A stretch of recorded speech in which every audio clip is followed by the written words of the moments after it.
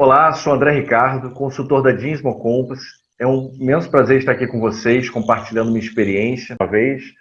E eu acho que realmente é um tema bastante importante por conta do momento que a gente está vivendo, mas independente desse momento, já é uma questão que vem ganhando destaque, né, no mercado. A gente já percebe que temos aí um momento de muita turbulência, né, e é uma das competências principais para se conseguir vencer os desafios desses, até mesmo que seja uma crise um pouquinho mais amena, mas a gente entra num processo de mudança brusca em que a gente tem uma relação negativa com ela, a gente tem um conjunto de reações emocionais que vão trazendo consequências diversas. A primeira questão, a primeira reação que nós temos quando a gente se depara diante de uma crise é o estado de imobilização. E se a gente parar para fazer um resgate até de uma forma mais atual, a gente já estava acompanhando o que essa crise já acontecia em outros países, principalmente na China, e de qualquer forma a gente ainda assim ficou naquela questão da imobilização, meio chocado e entrando num processo de negação. É muito comum que talvez a gente consiga resgatar aí, como que a gente assim, não, talvez não chegue aqui, eu acho que não vai acontecer conosco. Esse é o mecanismo mental que nós possuímos, exatamente para que a gente possa, para que a gente, de forma que a gente negue aquilo que está diante de nós. Então, primeiro o estado de choque, depois a gente entra num processo de negação, e em seguida é muito comum que a gente entre num processo mais de raiva. A raiva é aquela revolta que você tem por alguma questão. Como assim eu vou agora trabalhar em casa? Ou como assim agora eu vou ficar distante? Que recursos que eu vou ter? Então, é aquele momento de turbulência. A gente pode observar por essa linha que sinaliza aqui um crescimento, que a gente está tratando, está sendo apontada aqui a energia nossa. Então, a nossa energia nesse momento, ela está em pico. Então, um nível altíssimo de estresse por conta dessas reações a raiva ela tem um impulsionamento muito forte, que a gente vai ver também que ela tem um ponto aí, um lado favorável para isso tudo. A gente vai para um segundo momento, que é o da barganha. E é muito comum que, quando a gente baixa um pouquinho essa adrenalina, a gente comece a racionalizar em parte e a gente tente algumas estratégias de barganha, de negociação, ou mesmo que seja algo conosco mesmo, né? Que a gente comece a buscar algumas pequenas saídas, imaginando que vão se resolver ou vão se modificar esse cenário. Quando se percebe que a mudança ela é efetiva, que a crise ela persiste, que não é algo tão pequeno quanto a gente imaginou, e a gente não conseguiu, por exemplo, fazer estratégias de contingência, né, o que seriam as barganhas, a gente parte para um momento de depressão. Essa depressão, ela nada se compara à depressão enquanto, né, doença, mas é o estado depressivo, que é um estado de inércia. E a gente consegue observar pelo próprio gráfico o quanto que essa energia também cai. E aqui também é um momento bastante perigoso. A gente está falando agora dos extremos. Raiva, energia muito alta, e depressão com uma energia muito baixa. Tomadas de decisão nesses períodos, nesses momentos, são extremamente perigosos, né? No momento de depressão, da inércia, pouco se consegue ter racionalização, encontrar saídas. Só que o nosso organismo, né, saudável, ele começa a buscar algumas estratégias, e a gente vai ver como é que isso funciona de uma maneira um pouco mais específica. A gente começa a encontrar algumas possibilidades, ou buscar, melhor dizendo, algumas possibilidades para saídas, para testar. Então, vem aquelas perguntas, por que não? Será que, né? Aliás, para que a gente possa provocar essas mudanças, o questionamento é uma ferramenta fundamental para que a gente consiga abrir espaço para essa testagem, para a ressignificação. E a gente vai ver o que é a ressignificação, mas de uma certa forma, já antecipando um pouco esse conceito, a ressignificação é exatamente a gente entender aquele cenário, aquela situação por um outro ponto de vista, buscar uma outra forma de pensar a respeito de um mesmo tema. Partindo desse passo, a gente vai para a última etapa, que é a aceitação, que é a estabilização. Então, já tendo feito teste e avançando e sendo aprovado, né, a gente tendo validado isso, a gente parte para uma aceitação e volta a um período de estabilidade, mesmo que essa estabilidade ainda tenha um tempo razoável. Bom, A grande questão, quando a gente fala de inteligência emocional e aproveitando todo esse conceito, a gente percebe que pessoas que possuem uma inteligência emocional maior, mais desenvolvida, né, elas conseguem passar por todo esse estágio numa velocidade maior. E pessoas que não têm essa habilidade, elas vão demandar mais tempo e mais energia para que passe por esse estágio. Inclusive, existem situações de pessoas que praticamente não conseguem superar uma determinada etapa. Quantas pessoas estão dentro das organizações há muitos e muitos anos ainda no processo de raiva, por uma mudança, por um momento de crise, por uma ruptura que aconteceu lá atrás e ela ainda fica com isso muito mal trabalhado, não conseguindo avançar nesse processo. Então aí já temos uma questão até bastante mais, muito mais complexa, né, mas que pode ser ilustrada por essa teoria, por esse conceito. A crise, ela é exatamente esse momento que sacode com as nossas emoções, com o nosso status quo, que é a nossa situação atual, e a ressignificação é um elemento fundamental para que a gente consiga avançar. Como eu falei há pouco na situação anterior, no slide anterior, a ressignificação é uma forma diferente de ver. E a gente pode perceber que toda situação ela traz uma complexidade. Nada é tão único que a gente só possa ver uma única questão. Tudo tem uma ambiguidade. Né? Tudo pode nos apresentar diversos pontos de vista. Então, é claro que a gente também não vai tornar algo tão favorável, não se chega a tanto normalmente, né? Talvez isso possa até ser perigoso se a gente entrar no processo de negligenciar, de negar. Então, de uma maneira muito equilibrada, a ressignificação ela nos traz outras possibilidades. Então, é como se nós buscássemos estimular o pensamento. Diante deste cenário, o que eu posso aprender? O que eu tenho à minha disposição? O que pode ser feito nessa situação atual? O que eu tenho de... Talvez podemos até avançar o que eu tenho de ganhos. E a gente pode ver, sim, eu tenho ouvido de alguns clientes. Ontem mesmo, em um treinamento, eu ouvi de uma cliente que estava comentando, a gente estava numa sala virtual, e uma das questões que estava se comentando, não era nem em relação à Covid em si, mas ela estava comentando o quanto que, de certa forma, algumas práticas que antes eles tinham dificuldade, como, por exemplo, as reuniões, que antes eram muito mais complicadas de se estabelecer, agora eles conseguem colocar isso mais em prática, então eles se aproximaram mais. É claro que isso não é a realidade de todos, a gente tem aí diversos cenários, mas para aquela situação, para essa empresa, essa gestora ela conseguiu encontrar esse ponto favorável diante de todo esse momento, de toda essa crise, isolamento, ela consegue encontrar uma outra possibilidade de percepção. Inteligência emocional não é a gente ignorar o que a gente sente, muito menos deixar de sentir, isso nem teria como acontecer. A gente não é o fingir aquilo que a gente também não sente de fato e deixar de ser racional. Pelo contrário, a inteligência emocional nos abre espaço para a gente conseguir isso. E a inteligência emocional, ela é, como já foi dita logo no início da nossa conversa, uma habilidade que pode ser desenvolvida, que pode ser aprimorada.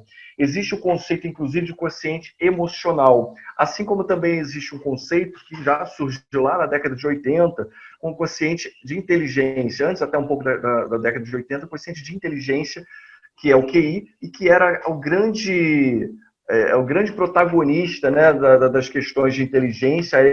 Isso era o que era mais valorizado, e isso por meio de vários estudos. Um dos grandes precursores desse estudo de inteligência emocional foi Daniel Goleman, e ele traz esse olhar mais voltado aí para essa percepção da inteligência emocional, da necessidade de aprimorarmos. Hoje, o que a gente pode considerar é que as organizações, inclusive, têm valorizado como competências fundamentais a inteligência emocional muito mais em sobreposição do que em relação ao quociente de inteligência, a inteligência cognitiva.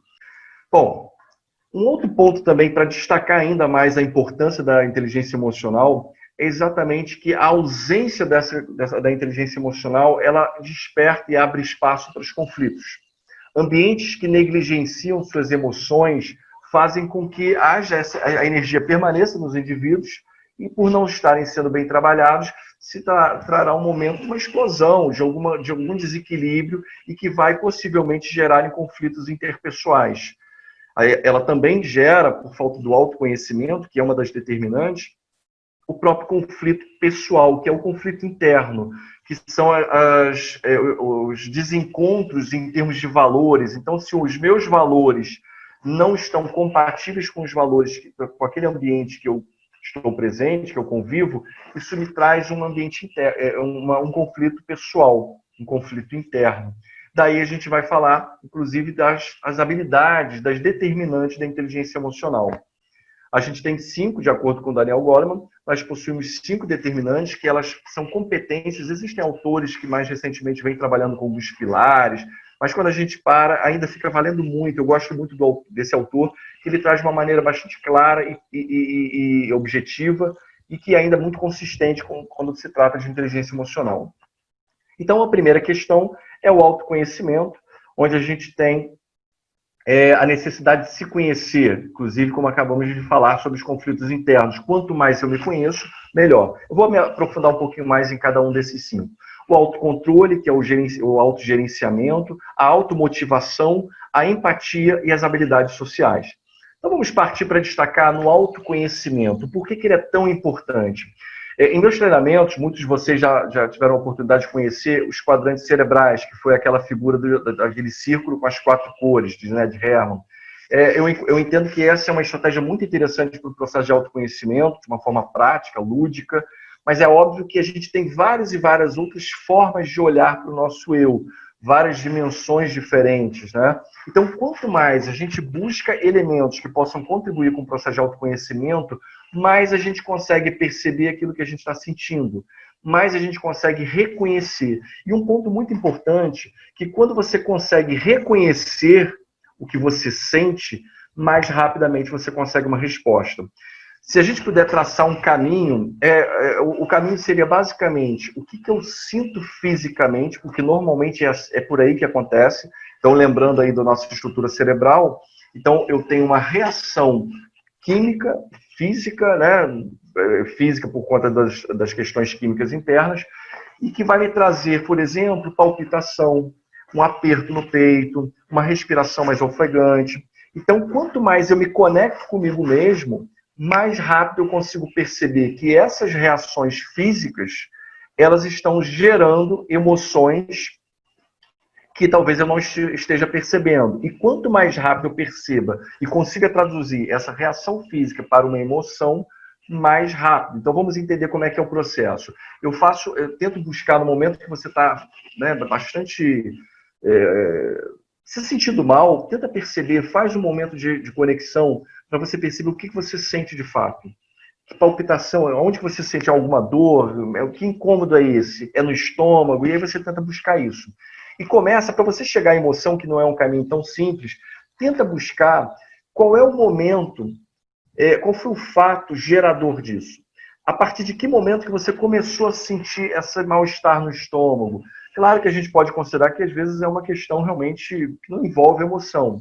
Mas, de uma maneira geral, a gente pode dizer que é quase certo que, mesmo que você tenha comido alguma coisa, o teu organismo não conseguiu sucesso para reagir a respeito daquilo. Então, pode ter, possivelmente, sim, algumas reações, alguns fatos geradores.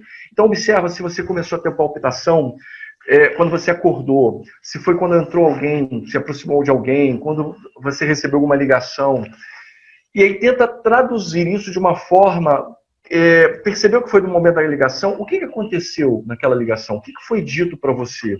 E aí observe que, naturalmente, a gente já está trabalhando a nossa emoção, então você está percebendo o fato gerador, tenta traduzir agora, que é o terceiro passo, que nome que você vai dar para essa emoção? E assuma essa emoção. É raiva? É medo? É insegurança? Porque a partir do momento que você consegue traduzir, o seu cérebro ele já está facilitando aquele curso das 3 camadas. Ele saiu do cérebro reptiliano, ele está fazendo com que as informações vão circulando até que se chegue no neocórtex, que é a racionalidade e o maior controle que se espera. Percebe como é muito importante a gente associar aquele conceito do cérebro triuno ao autoconhecimento? O que eu sinto? E, pessoal, quantas vezes a gente deixa isso de lado? A gente simplesmente ignora e nessa roda viva, louca, a gente vai numa coisa, né, e nem percebe o que a gente está sentindo. Ou quando percebe, toma um remédio. Ok? Mas faça esse caminho desses 4 passos. Observem o que você sente fisicamente no seu organismo. Observe tente buscar qual foi o fato gerador. Dê um nome para essa emoção. E aí sim você consegue se aproximar de uma resposta mais para ação realmente, né? Então a gente pode considerar que o autoconhecimento é considerar todos esses sentimentos para tomada de decisão, como eu acabei de falar. A gente consegue, pelo autoconhecimento, perceber como o outro vê, e isso pode também nos trazer possibilidades de reações mais diversas. A gente pode ter mais confiança e avaliar de uma maneira mais realista, mais pé no chão, sem superdimensionar ou sem nos subestimar. Ok? Então a gente parte agora para o segunda determinante, que é o autocontrole. O autocontrole tem muito a ver com o gerenciamento de tudo isso que a gente está falando.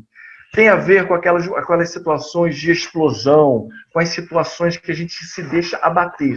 Eu falei um pouco antes que inteligência emocional não é deixar de sentir, mas sim reagir a essa emoção, buscar uma modificação dessa situação. Então, eu sinto, eu vivencio. Então, se eu estiver com raiva, eu não vou deixar de sentir a raiva, eu vou controlar essa raiva. Então, para que a gente possa controlar, olha, percebam que eu tenho autoconhecimento, eu preciso perceber, para aí sim eu conseguir ter um maior controle. Então, a raiva, ela tem um lado positivo, a raiva nos traz energia. Observem que a própria questão da ressignificação pode canalizar essa energia intensa, esse impulso, em uma ação. Então, o autocontrole, ele te permite segurar essas rédeas. No momento da raiva, eu não vou falar, eu vou pensar e vou agir. Eu vou contemplar consequências. Eu vou buscar essa administração tentando encontrar uma ressignificação. Por exemplo, quantos de nós passamos por momentos de grandes frustrações e tristeza, e foi exatamente um momento muito interessante para você estar em contato consigo mesmo e aproveitar aquele momento de um luto para se redescobrir, buscar uma nova forma de agir. Então, houve um momento necessário para aquilo, mas você não toma uma decisão de imediata. Você tenta, por meio da resiliência, recuperar essa frustração. Ok? Então, o autocontrole é o não bater no coleguinha na hora da raiva. Você vai controlar e pesa a consequência, né, diante de tudo que você... e busca outras possibilidades também.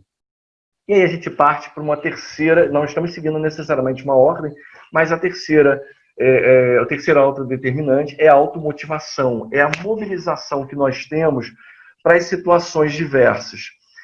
Isso vem de dentro para fora. Ninguém consegue nos motivar. O máximo que uma pessoa pode fazer, que um gestor pode fazer, é provocar, é ajudar por um processo do autoconhecimento do indivíduo, fazer com que ele encontre a sua motivação, que pode estar em rotinas, que pode estar em desafios, que pode estar num estilo mais competitivo, que pode estar em reconhecimento. Isso é um ponto de vista sobre a motivação. Existem várias teorias. Então a gente pode olhar de uma forma mais prática para isso que eu acabei de colocar, mas a gente precisa também de buscar quais são os nossos propósitos, qual é a grande questão que está por trás de uma situação que nos incomoda. Então, é importante a gente perceber qual é a necessidade e importância de vivenciarmos uma situação XYZ. E isso traz a persistência, traz a energia para buscar os objetivos. É algo maior que faz você sair da cama, por exemplo.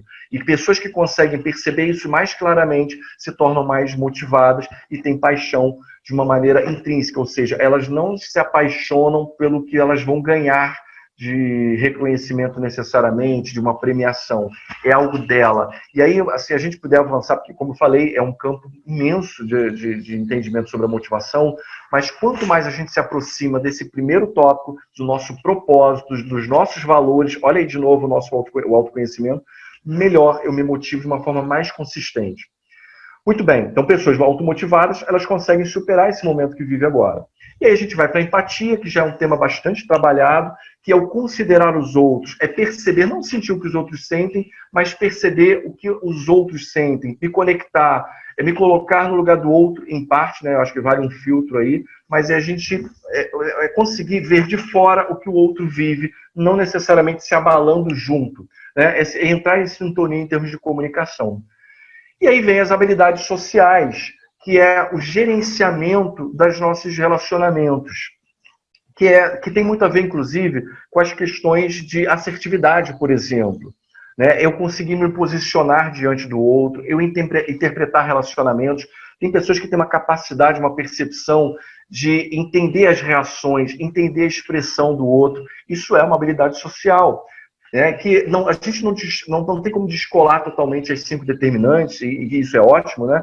Então, ela, nessa minha última fala, se aproxima muito da empatia. Exatamente pela empatia, eu consigo estar mais atento ao outro e desenvolver essa habilidade social de perceber quais são as reações emocionais do outro, né? O que ele percebe a respeito disso. Então, a gente começa a criar um campo de entendimento, mesmo que ainda não tão seguro, né? A gente precisaria da assertividade para checar isso, mas a gente se aproxima aumentando o campo de percepção, o que faz com que, por meio dessa habilidade social, a gente consiga melhores negociações, melhores lideranças e melhores relacionamentos.